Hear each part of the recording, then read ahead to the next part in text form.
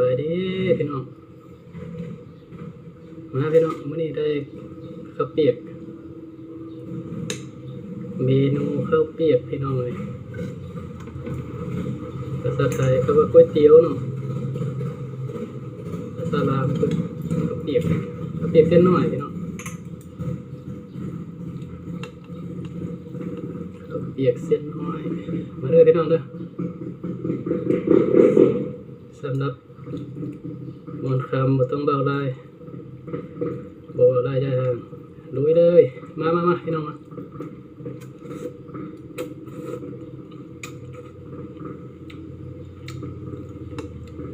ส่วนเลือดงัว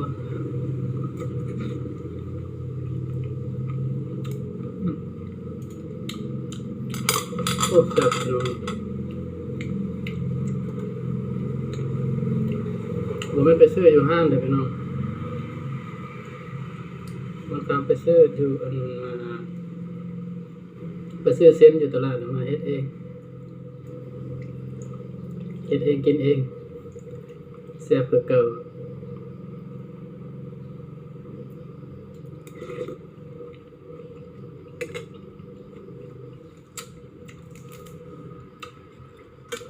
ผังเม็ก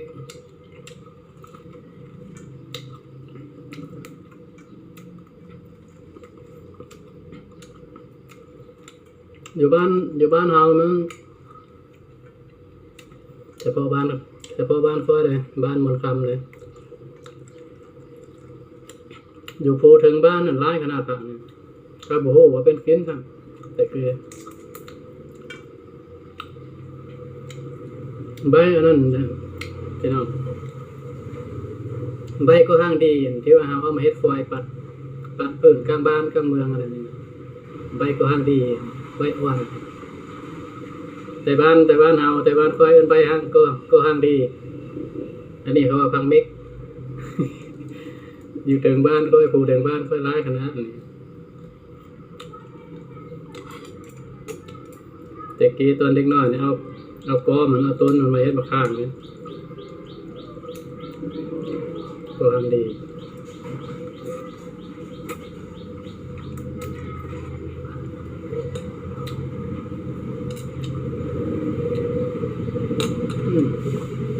อันนี้ปิ้งนกพี่น้องปิ้งนกกับอันหอมเจียวบะที่ใส่ในนี้จะอ้อมบุครับแกมอยู่เนาะบ่แม่นนกแอร์เล่าเลยพี่น้อง ปิ้งนกกระทาพี่น้องเลยเมื่อโดนบริกินปิ้งนกก็เลยเห็นเขาปิ้งคายก็เลยซื้อตัวนึง15,000ปิ้งสุกเรียบร้อย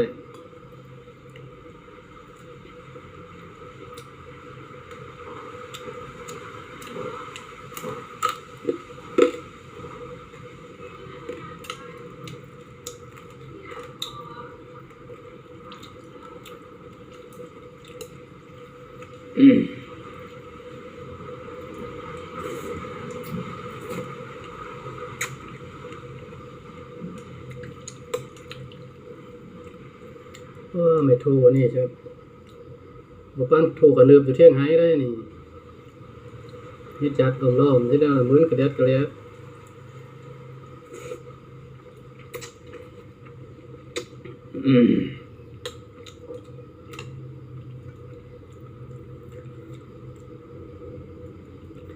ยันพายได้เฮ็ดหายอาจจะโอ้เนาะว่าถูกกับลืมเป็นจังไดเนาะภาษาบ้านคอยว่าถูกกับลืมคลิปมันขนาดที่น้อยคลิปบ่ได้มันปั๊บรถคลิปถูกกับลืมอันนี้เลยคลิปขึ้นมาไล่ก็ร้อย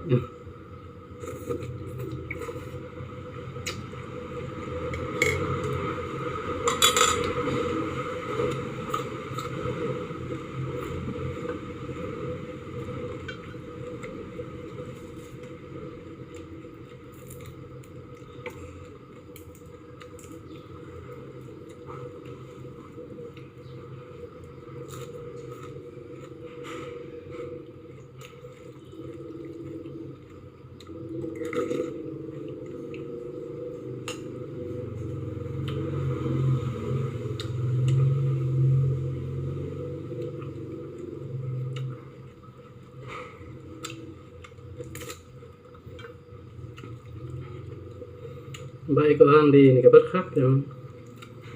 หอมบางคนบ่มักเขาบ่เคี้ยว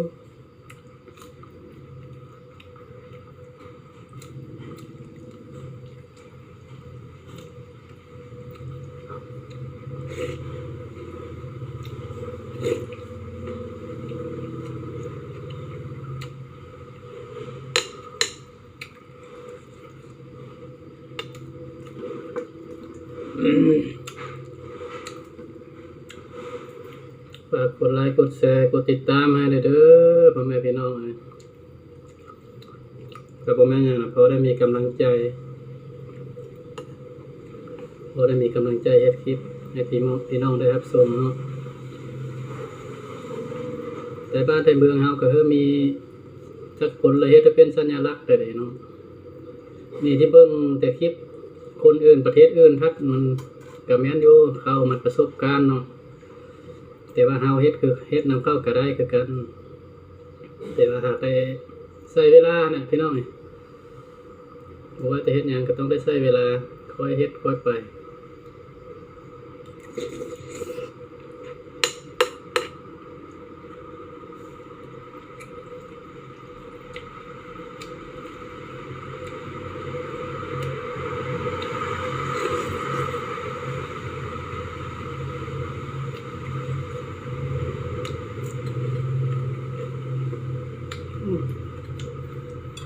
เฮ็ดเองก็แซ่บเลยพี่น้องหอมเจียวนี่สดเอา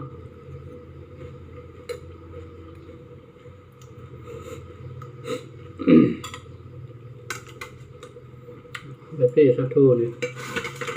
พีประมาณจังหน่อย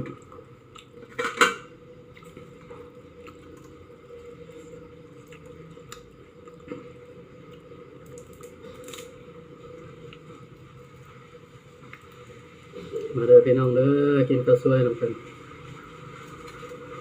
จะข้าวเช้าข้าวสวยอยู่นำกันนี่นะข้าวสวยกับข้าวเช้าแล้วก็แล้วเลยตอนพร้อมกินข้าวแรงก็แล้ว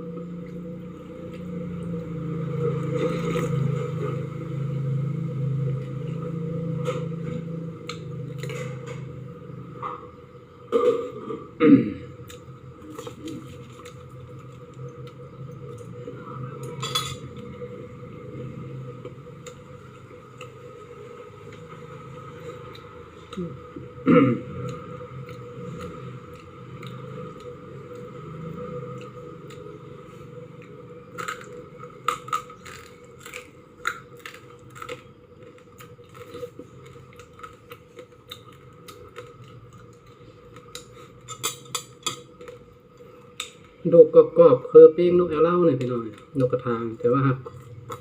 เนื้อมันจืดกว่านกแอร์เล่ามันนกธรรมชาติเนาะเป็นหมากไม้มันก็เลยเนื้อมันนัวกว่าเข้มกว่า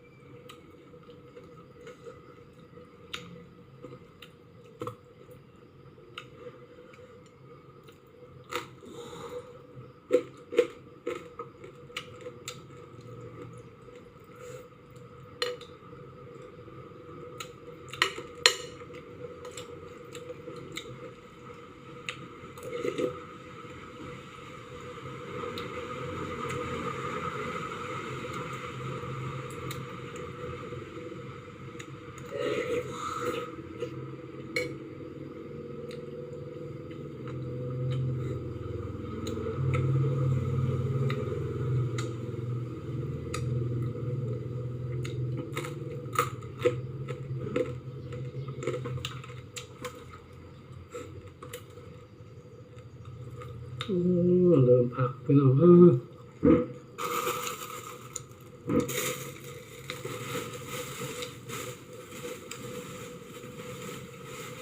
กับบุรพามาเกาะไว้เสื้อพี่น้อง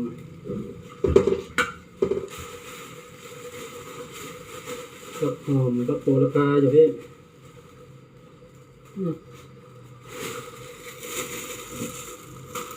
หลายอย่างมันลืมเลย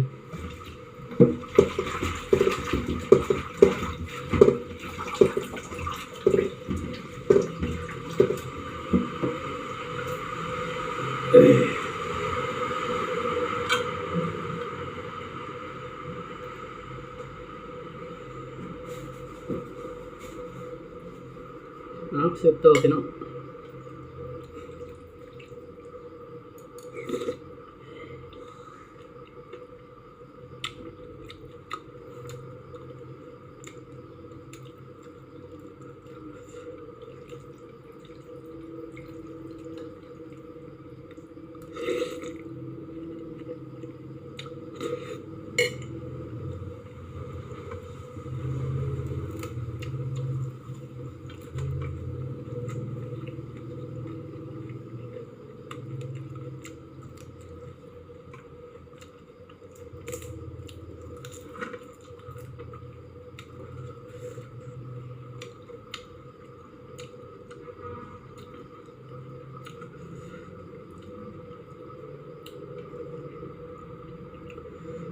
เอาสำนี้แหละพี่น้องเนาะ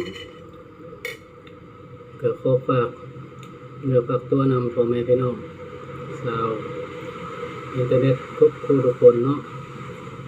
ถ้าผู้ใดมักก็ได้ถึงใจกระแสให้บางมันคำแน่ขอฝากเนื้อฝากตัว